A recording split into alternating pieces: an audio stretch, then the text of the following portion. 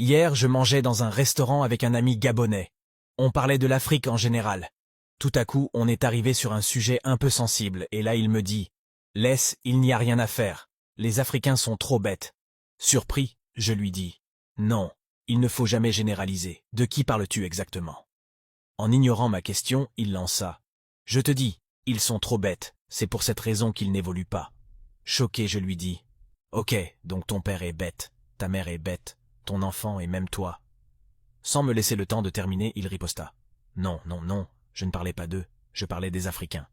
Mais ton père est africain, ta mère est africaine. Donc ils sont tous bêtes ?» Cette question l'énerva au plus haut point, et je vis de la colère dans ses yeux. Dans la conscience de plusieurs Africains, ils sont africains et fiers de l'être, mais dans leur subconscient, c'est une autre affaire. C'est la fuite totale, le rejet identitaire, le déni, la désolidarisation, l'esquive, les insultes. Une personne qui insulte toutes les femmes insulte inconsciemment sa mère, et un Africain qui insulte tous les Africains s'insulte inconsciemment et insulte aussi ses parents, ses enfants, ses frères, sa femme, etc. On revient une fois de plus sur le sentiment d'appartenance à la communauté noire. Lorsqu'on se sent appartenir à une communauté, on la chérit, on la défend, on la protège. On ne fait que des critiques constructives. Des présidents aux étudiants, plusieurs parmi nous vivent comme s'ils étaient de passage en Afrique, comme s'ils voulaient se dépêcher pour rentrer dans leur vrai continent.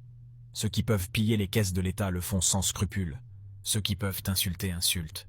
Ceux qui peuvent détruire détruisent. Ceux qui peuvent aider les colons à voler aident. Quand les Français, les Russes, les Chinois, les Libanais, etc. arrivent en Afrique, ce qui les préoccupe. Ce n'est pas le développement de l'Afrique. Ils veulent juste amasser le maximum de richesses possible et rentrer développer leur pays et leur continent pour l'avenir de leurs enfants. Mais quand certains Africains se comportent de la même façon, où comptent-ils fuir pour aller?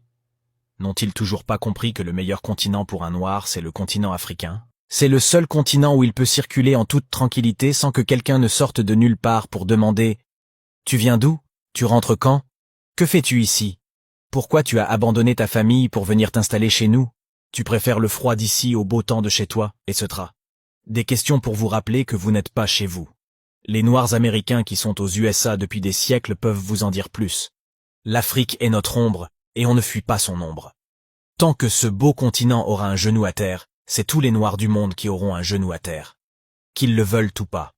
Alors, au lieu de nous comporter comme si on était aussi de passage en Afrique, nous ferions mieux de construire ensemble un continent qui poussera nos enfants et nos petits-enfants à se sentir africains, même dans leur subconscient. Pour cela, il ne faut pas essayer de porter l'Afrique sur son dos. Il suffit juste de bien faire ce qu'on a à faire. Si on est balayeur de rue, balayons les rues africaines avec passion, sans jamais se décourager, comme disait Martin Luther King. Si on est enseignant ou parent, donnons une éducation de qualité aux enfants africains qui représentent l'avenir. Si on est directeur, dirigeons bien. Si c'est vous le président, alors faites ce que vous avez à faire pour élever le peuple africain. Et non. Les Africains ne sont pas bêtes, c'est elle un des peuples qui a le plus haut potentiel du monde. C'est pour cette raison qu'on les étouffe sans cesse, pour éviter qu'ils brillent à nouveau comme avant. L'Afrique c'est le chez nous.